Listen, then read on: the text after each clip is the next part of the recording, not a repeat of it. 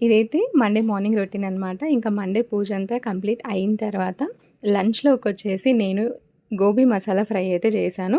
ఇందులో గ్రేవీ కోసం నేను యూజ్ చేసింది పచ్చి కొబ్బరి. పచ్చి కొబ్బరిని చిన్న చిన్న పీసెస్ లాగా చేసుకొని కొన్ని వాటర్ ఏసేసి ఇంకా మిక్సీ పట్టేసుకొని ఇందులో ఏసేసుకోవడమే. టేస్ట్ అయితే చాలా బావుంటుంది. ఎందుకంటే కొబ్బరి పాలు కదా!